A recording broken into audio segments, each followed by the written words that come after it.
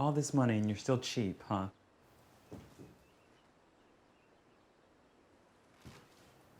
So what are we drinking to? Not a damn thing.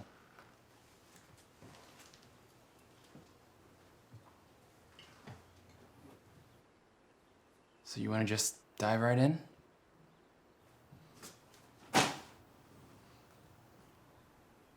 it's not too much trouble, I want you to read the opening passage of your latest article. The Unfortunate Luck of Simeon Boone.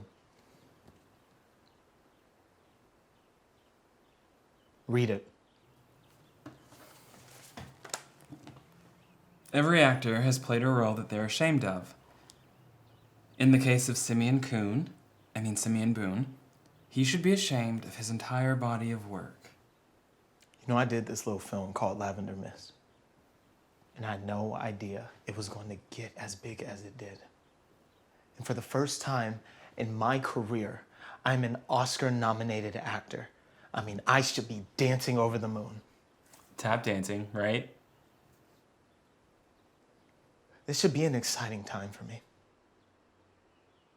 But it's not, because I can't stop thinking about a mean-spirited article written by Lamont Cole, the guy that used to be my brother. So long as you're stepping in front of the camera, you gotta expect scrutiny. This is not scrutiny! It's slander! Just because you don't like what I have to say does not mean you get to mislabel it. Nothing you have said about me is true! Really? So you haven't dedicated your entire career to making white folk happy? No! My first priority is making myself happy. Whoever wants to share in that happiness is more than welcome to. So do you want to run through your filmography, then? You have done almost 30 movies, and they're all either white savior films or magical Negro films. What about The Mighty Modesto? I was a superhero. You were a sidekick. And you sacrificed your life to save your white counterpart. What about Jamal and Karen? We shot that before Karen meant what it means now. Still, you were a basketball player who, surprise, surprise, fell in love with the daughter of a white supremacist. And let's talk about Lavender Mist. If the white savior and magical Negro got together and they fucked the shit out of each other, then Lavender Mist would be the love child. You played an illiterate pimp who befriends a little blind white boy. He teaches you how to read, and you teach him how to be a man? This was the feel-good movie of the year, bro. Okay, who decided that? The critics. The white critics. Why do you have to make everything about race? No, I don't make everything about race. Yes, you do! Do you remember my first professional gig Sunday in the park? I mean, of course you do, because you gave me so much shit for playing a homeless guy when everyone in the damn show played a homeless guy. That wasn't the issue. Your character was the butt of all the jokes, the only one without a character arc, and he was an idiot. Yes, but that character was not written for a black person. Doesn't matter. The second you stepped onto that stage, the racial subtext was right behind you. If it was there, it was only because you put it there. Okay, fine. If you know any and everything, what kind of roles do you want me to play? The kind that we can be proud of.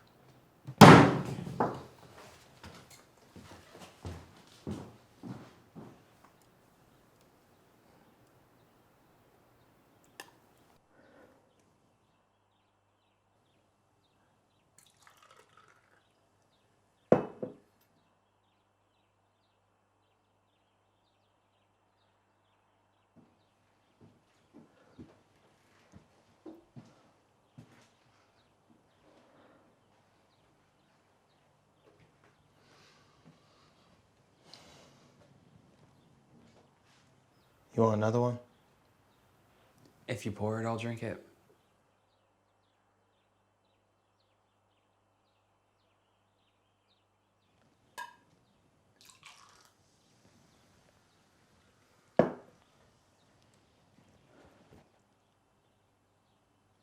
So why don't you work with black directors? My agent's black. No, I didn't ask about your agent. I asked, why don't you work with black directors? Because I don't want to be put in a box. I make movies that all people can watch and feel good about. All people or just the white ones? Black movies aren't accessible to people that aren't black. Look, that is the biggest lie that I have ever heard. Black movies have always had universal appeal. Everyone else is just late to the party. No. Black movies aren't universal because all the characters do is remind you that they are black.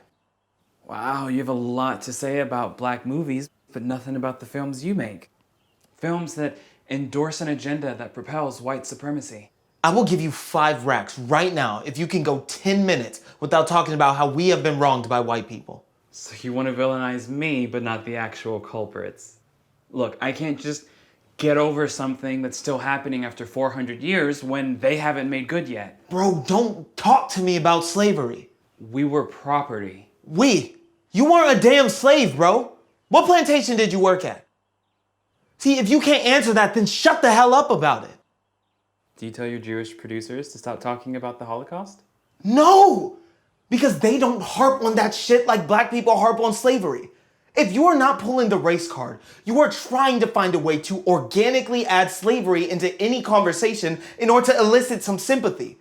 Bro, you are angry about something that didn't even happen to you.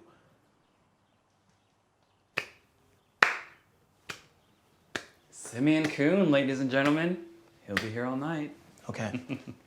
I think I get it. So if I don't hate white people like you do, then I'm a disgrace, right? No, I don't hate white people. My lawyer is white. Lamont, you're racist, bro. Black people can't be racist. Yes, they can. We can be prejudiced, but not racist. Look, I love my people, but I don't think we're better than anyone else. We've just been stepped on the most. Oh, more than Native Americans? See, do you hear yourself? Take a seat, bro. Racism is oppression on a global scale. We, as a people, don't have the wealth to impose that kind of hatred. So you really don't like any of my movies? I almost liked The Little Gator. What is wrong with the little gator? It's a cartoon. You got turned into an alligator and you stayed that way for the rest of the movie. It is called The Little Gator. But in the end, you had the chance to be human again and you stayed an alligator. This is what they do to us. They put us into cartoons so they can dehumanize us for the sake of comedy.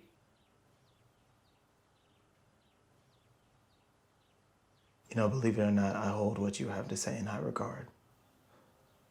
Pretty sure that's why I couldn't stop thinking about that article.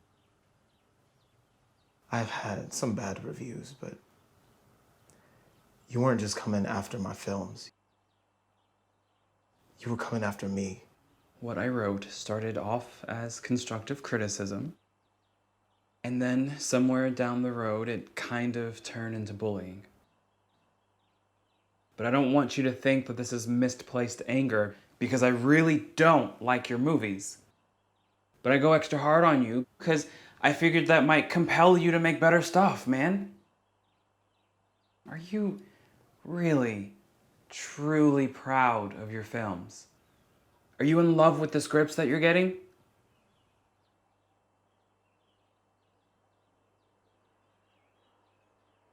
Money's good, bro. So for you, acting is about getting paid. You may not need money to be okay, but I do. I make 6 figures a movie, and that is not including the back end. Look, are there some lines that I don't feel comfortable saying? Of course. Do the scripts rely heavily on tropes? Of course, but these movies are getting made for a reason. And the audience keeps coming back, and it's not just white people. If you know these scripts have problems, why don't you say anything? I don't want to give anyone a reason to call me difficult. And I am not the only black actor taking roles like this. You say you don't want to be put into a box. But playing one stock character after another, that's still a box. Look, you're not talentless, bro. Okay? I've known you were good since the 5th grade when you were Paul the Pilgrim in that problematic-ass Thanksgiving play.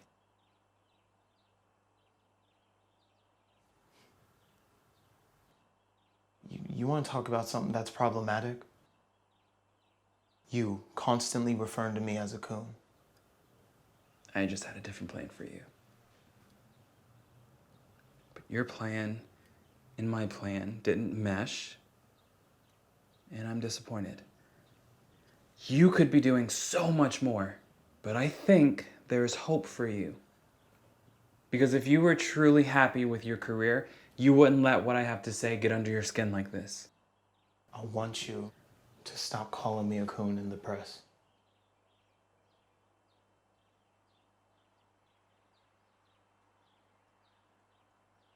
Can I still call you a coon in private? Okay, Lamont, do me a favor and just go to hell.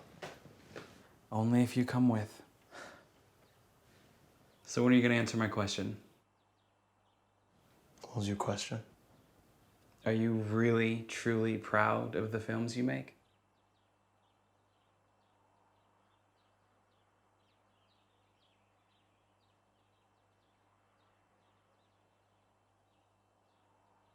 They could be better.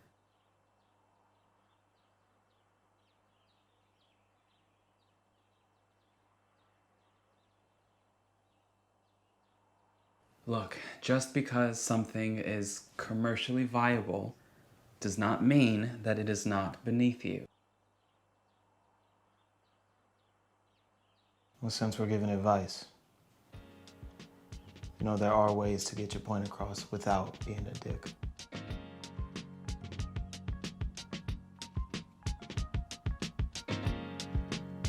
All right, I guess we both got shit to think about.